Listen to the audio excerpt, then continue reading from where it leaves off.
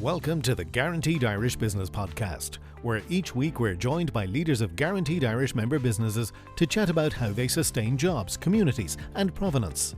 Supported by FBD Insurance, Ireland's largest homegrown insurer. Support. It's what we do. Hi there, I'm Breed O'Connell, and joining me today is Patrick Murphy, CEO of CODEX, a business-to-business office supply store, to discuss implementing sustainable initiatives, positive organisational culture, and being a family business operating for over 40 years. You're very welcome, Patrick.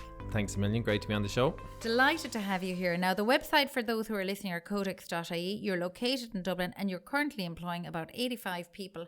Congratulations. A big amount of people and mortgages to keep over people's heads. So a huge business, really. Yeah, no, and we're going from strength to strength. Obviously, it's been a tough few years from everyone, COVID, but we bounced back really strong. 2022 was our best year ever, so we hit our highest sales number of over 33 million. We've 18 vans out on the road every day servicing our customers around Ireland, and we've upped even in the last couple of months. We're up to about 90 staff, and we're hoping to employ another about 10 in the next 12 months. So yeah, things going well, really positive, and even the start to 2023 has been really, really strong. So delighted and great to see. Well done, you. Now, you came to the company in 2019 as managing director and or CEO, I should say. And in terms of that, you've obviously made a lot of changes. So there's a lot of office supply companies out there. What's the secret sauce, Patrick? I suppose there's a lot to it. I mean, I've been in and out of the business since I was a teenager, so I know the business really, really well. A family business, of course. Yeah, family business in and out, as I said, since a teenager. I suppose I've learnt my trade. I've done a number of jobs within it. I've driven a van. I've worked in the finance team. I suppose so. It's a gradual progression for me. And I suppose knowing that business inside out obviously stands to me taking on the role of CEO in 2019. Before that, I was a director of operations, so really got stuck into that side of the business as well. So I suppose what would I put down success to? If I was to summarise it, 3 points, I suppose it would be the people. We have a fantastic team. We're recognised as one of the great places to work in Ireland the last 4 years running. Innovation, we're always looking to improve. We're always looking to stay ahead of the curve and put a huge amount of time and resource into that. I suppose finally it's that willingness to invest. It's a family-owned business, my father's business, but he always had that long-term view of business. A lot of our competitors at the moment, are looking at things like cost cutting. They're looking at the short term, whereas we've always taken the approach, particularly over CODEX, that we said, look, it might be a tough couple of years, but let's hunker down. Let's continue to invest. Let's continue to work hard. And when the world opened up back to normal, we'd be in it. We were ready and we were well set up for it. So that's really stood to us. So again, I suppose that would be the 3 things that I would say would be fundamental to our continued success. So in terms of the investment, obviously online, I'm guessing, is one of the big areas, and your people. Is there anything else or anything in particular that really spurred on growth so that you're able to, I suppose, pounce on the opportunities, as you said, when people went back into the office again? Yeah, I mean, it comes back to it really does come strongly back to the people, and I'm sure I'll repeat that again throughout the podcast. We're just a fantastic team, but it's that, I suppose, freshness. Since I've taken on over in 2019, we brought on 14 new members to the senior management team or the wider management team. Brilliant. And we created 8 new roles. So I suppose when I took on as CEO in 2019, I was keen to put my own stamp on it, keen to, create a team that were aligned to my values and that, had the same ambition that I did. So, we brought that freshness, a lot of obviously internal promotions and stuff included in that. So, you're bringing people on board, which you're not just bringing in new fresh faces, but new people even internally and promoting them to look at things in new ways. So, that's, I suppose, the people piece has been really, really fantastic for us. That's supported by some of the other things that we're doing to continue to invest. Like we've invested 2 million in systems and applications. We've completely modernized how we work. We've invested in our workplace. We've invested over €1 million in our workplace to make it fit for purpose and how we want to work as a business in I suppose 2023 and beyond. And brought in things like flexible work policy in the last since the pandemic. We brought it in formally now. So, we're embracing all the new way of working. And I think it's just been that great blend of me appreciating, you know, how well the business was being run over the last 44 years, and then me obviously trying to bring it forward in the way I see business should be run and operated. So great. It's been really, really great. A real blend of the old with the new, Yes. and keeping the values running through it. I like that, and the investment in the people. In terms of changes you would have experienced during COVID, they must have been vast with offices closing down. How did you manage that? Or did sales boom through home supplies? Yeah, you know, it was tough. I mean, it was tough for everyone. And the numbers did, I suppose, the thing I was proud of around COVID was we kept everyone employed, we kept everyone on the payroll. And I suppose we kept working on that, you know, the plans for when we came out of COVID, that we would be strong and we would be ready for them. How did we adapt? Yeah, we scrambled like everyone did. But I think, you know, the how well we did is reflected in the numbers. Yeah, fine, we dropped down from 30 million in 2019 down to 28 million and 25 million in 2021. But we bounced back last year up to 33 million, which is our strongest sales, by, I suppose, just the kind of adapting to the environment that was there, adapting to things like working from home, adapting to our products and services that we sold. And, you know, I suppose we limited the impact of COVID, which obviously decimated the economy. So I think we did a fantastic job, and it's a testament to the team that in place that we kept the numbers that strong, considering obviously the impact in the economy. Quite remarkable, actually. Yeah. And was there a desire for new products since the market opened up then, or with the combination of working from home and the workplace? What's new out in the product line out there? Yeah, well, I always like to take CODEX as an example of a business. You know, if we're making significant changes to obviously consider how other businesses are doing, and we do a lot of market research as well, asking our customers what they want and what they're looking from products and services. As you'd expect, I suppose, working from home, obviously that change, the increase, the reduce in paper-based product, which is a huge part of what we have historically done. So reducing down the use of paper and increasing the use of technology. I think furniture has been a big area for growth from us. And there's obviously the working from home, making sure that everyone's set up in the right way. And, you know, we've done a lot of home projects where we've even done the ergonomic assessments and attached to that to make sure staff are being as well looked after at home as they are being looked after in the office. Big one as well is and taken from what we've done is how companies are setting up the office. We're seeing a lot of opportunity in that, you know, moving away from that traditional style of where you're just coming in to, you know, to just sit in isolation at your booth and not interact with other staff. So we're seeing a lot of people embracing that kind of concept of setting offices up for innovation, for collaboration, and doing it in a meaningful way. You know, we've our company days now every quarter where we get everyone in, and you can just, because we've set the office up to, and we've I suppose given that message to staff that that's what we want. When you see it in operation, it's just fantastic. When you just see that buzz around for people, when you see people over in the corner using a booth for having a tea or a coffee or just an informal catch up, it's fantastic to see. And I suppose that's where we'd see is maybe the modern office going. So huge diversification internally as well as externally, which is really interesting. And I suppose during that time, have your customers then started to engage differently as well? Yeah, they definitely have. I mean, we would like to think we're trying to engage more with them to get, I suppose, to validate any new products and services that we do. We're doing a lot more market research than we would have in the past. You know, even from our marketing team, that's part of what we're asking our team to do is to sense check where the marketplace is in general. So I mean, and I think we've a lot more businesses coming to us for maybe steer us in the direction. You know, things like, okay, what would you recommend from products around working from home? You know, people I suppose maybe not as sure of where the workplace is going, where work from home, how to lay out offices. So we're seeing maybe a lot more engagement for customers asking us for, I suppose, a steer or guidance around that. So that has changed a little bit. So with all this success, you've clearly put a lot of time and effort and energy into developing a company culture within Codex. Tell us how you went about that as a new CEO coming in, then you're hit with COVID. How did you manage to create that and hold it and grow it? I think that one comes back to trust and just seeing obviously Guaranteed Irish and looking at the website before I came here. That's a, you know, all over your website about building that trust in the marketplace and building trust with your members. I think that was one of the things that I set out as a CEO in 2019 to consciously work on that concept of trust with staff to get them on board and what we're doing. to get them engaged. I think doing that in different ways, through open and honest communication, through getting them more involved in projects, and showing them, I suppose, when things went well, and importantly at times when things don't go well, that you're kind of just being honest with that feedback. So I suppose that they know that they can obviously trust completely in what you're doing and the way in which you're running the business. And that's not an easy transition, so there must have been some challenges there. How do you override those and just still continue to plough on to grow the business? Yeah, it can be. I think, you know, in 2020 we went to work, built on our core values, we reviewed them. As I said, we had a lot of new team coming into the company, so we set about trying to involve more and more within the team about building our values out.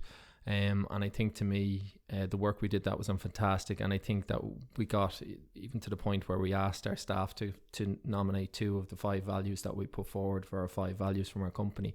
I think, you know, whenever I'm challenged and I have a decision where I'm not quite sure how to handle it, I always go back to them core 5 values and I see where it fits within it. And it does, you know, it actually it gets better results than you think, as in. I suppose, and I've used it to guide many difficult decisions, particularly around COVID, and particularly knowing what the right thing to do. And then you go back to your values and you say, okay, I want to approach this with integrity. I want to approach this with customer first. And you just say, look, okay, this mightn't be the best for the overall profitability of the company, but it's the right thing overall, and aligned with our values and aligned with our long-term plan. I agree with you. Those exercises are great to do and to implement them then and stick to them. Not always easy, but always good in the long run. And I suppose it's the long run. What 2 values came from the staff, actually, as a matter of interest? There was the sense of belonging and ambition, I think, came from the staff as well. So I suppose building career paths then was really important for the people within the company, that opportunities to grow. Yeah, sure. And I suppose jumping around a little bit, but one of the best ways that we actually have that we've found of gaining that trust with staff is we partner with a great place to work, and we put that's I suppose our partners in, obviously, in how we track and measure our trust. But we also do quarterly company surveys. Out of the quarterly surveys, we generally pick a topic for the month in which we engage with staff on and work with them on that particular topic. So for example, this quarter was that we talked about personal development, because out of one of the surveys it said that only 62% of our staff feel that they could spend their whole career with us. So we said, okay, while 62% is very good, as a business we're looking to be achieving 80-90% in any area in trust. So we acknowledged that. We said to staff, we told them the feedback that's what we got. And this quarter, that we did a number of training and a number of sessions around career development, and said, look, we want to talk about this, we want to engage you in it, we want to do training on it. And I suppose it's having that open and honest culture within the company that we can talk about any topic, good or bad. Okay, so right now we're just going to take a quick break to hear from some of our members. Guaranteed Irish members continue to support jobs and communities across Ireland. The security landscape is constantly evolving, from the surge of remote work to cyber criminals looking to target new victims. Introducing Nostra Cloud Shield, a multi-layer anywhere protection approach from Microsoft 365, so you can concentrate on your business knowing you have comprehensive protection in place. Say goodbye to data breaches and hello to peace of mind. Nostra, simplify your IT. Guaranteed Irish, altogether better.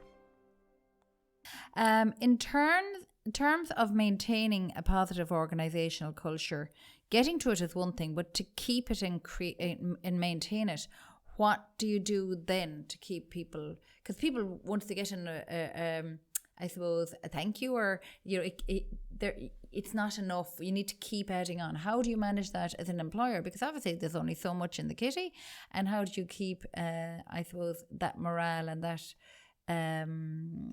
sense of belonging within the company? I think that quarterly survey, and on us having a team each quarter based on the results of any of the surveys or feedback that we get, I think that's really, really key. I think as well, working your values and working how you want to work into as much into, I suppose, the DNA of the business, be it in how you set your objectives and how you set your department and company objectives, your department objectives, your individual objectives.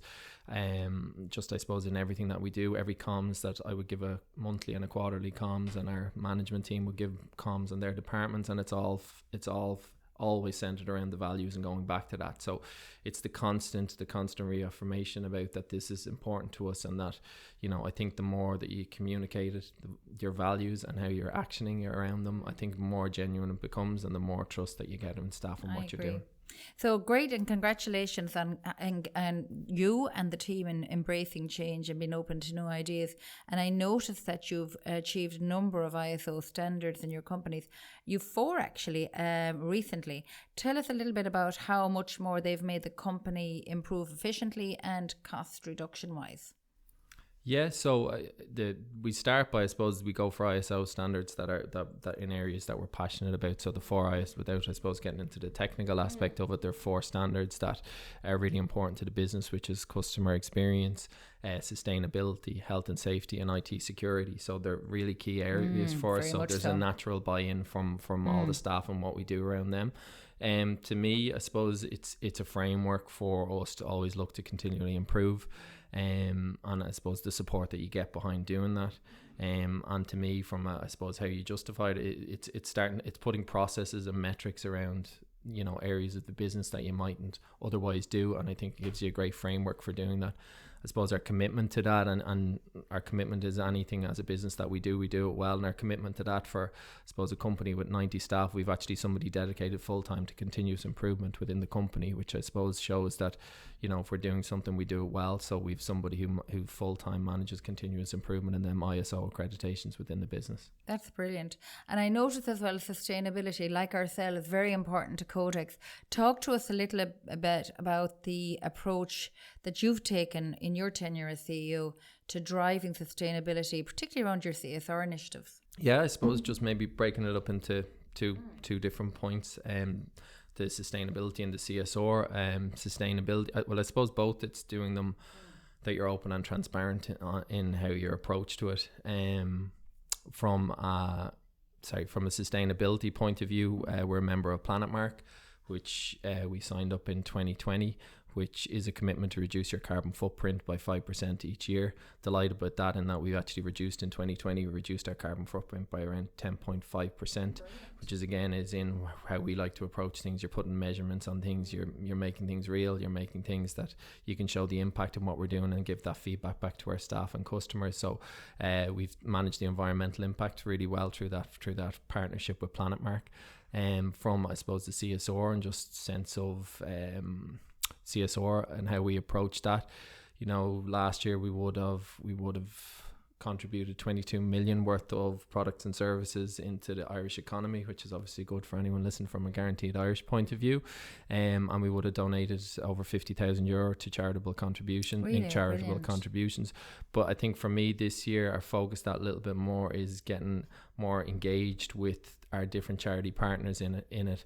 And you know, we don't necessarily just want to give a check to them. We want to get more involved and finding things that we're passionate about, that the management team are passionate about, the staff are passionate about. So, you know, as opposed to just giving a check to charity partner like our partners like, say, DCU Access to the Work program, you know, we've an intern coming on, and again, to give that time and support part of that. We're working with Irish Autism charity. Again, it wasn't that we're getting involved in their events, and like, you know, one of our team put a charity ball on and we supported that. So it's actually just that difference between giving a check, I suppose, and getting more involved, which is personally, that's something that I put down to myself to really understand a little bit more, particularly, you know, on both the environment and on our CSR. You know, even things to have open and honest conversations around, you know, our impact on the environment, and to understand that, okay, yes, you know, a lot of the products that we sell do end up in the landfill. Let's work on solutions to that. Let's be open and honest about that. And then let's say, okay, let's work on how we can manage solutions to do it. So it could be around technology, or a more recent thing that we've done is with Charity Retail Ireland. We've found some partners that, for example, when we do a furniture fit out job and we get furniture coming back, that again we can upcycle that to different charities around Ireland. So I think you wouldn't find solutions like that outside the box unless you were having that open conversation around how we were acting or how our business runs and operates. So I think it's just that kind of approach. Yeah, I really like that, because so much stuff has been wasted and so many good homes for it. So Patrick, you've a few years under your belt now as CEO, and definitely the business has changed. It's moved up a notch, and you're completely committed to the sustainability agenda. I assume you actually source your supply chain, and you try and get as many of them that are as possible in Irish, first of all, but also adhering to sustainability rules themselves. Are you creating the change by demanding that from your supply chain? Yeah, 100%. I mean, I suppose that's part of our approach to ISO, is in you challenge your partners, you challenge your supply chain on it. To your point, and obviously we do. Obviously, our first preference as a local family-owned business is to buy in the Irish economy. As I alluded to earlier, we spent 22 million on products and services in the Irish market last year, which I suppose backs up obviously our commitment to that. So, but part of our ISO, we would obviously audit all our vendors and ensure that they're aligned in all the different areas that we are passionate about. So, and sustainability is one of them. Well, that's brilliant. I have to say you're in full steam ahead. I feel you're only starting in terms of the growth phase. So what's the big overall plan in 10 years' time, Patrick Murphy, CEO of CODEX? Oh, look, we'll just look to this year, I suppose, without looking into the 10-year plan. Look, I'm really excited about 2023. Just there's a lot of hard work on behind the scenes with the team. Fantastic team. We're looking to push towards 40 million worth of sales this year. We're recruiting for 10 new roles. We're looking like environmental initiatives, like up in their electric fleet. So there's so much exciting things going on. It's hard to put down in words, but it's onwards and upwards, I suppose. Well done, and thank you so much for joining me, Patrick, today. Thanks, Amelia. If you want to learn more about CODEX's products and services, we will leave a link to their website in the show notes. Thank you as always for listening, and don't forget to hit subscribe wherever you are listening to your podcast today. The Guaranteed Irish Business Podcast, sponsored by FBD Insurance, Ireland's largest homegrown insurer. Support. It's what we do.